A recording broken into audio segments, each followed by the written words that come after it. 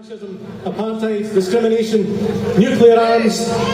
He was a veteran of the Second World War and he was part of the vigil on Calton Hill here for the Scottish Parliament. He wrote in this song that we're going to sing of hope for a brighter new Scotland, free of war, international in outlook, that no more will the skirl of the pipes go through foreign lands, sounding the arrival of marauding troops under the guise of a rotten empire.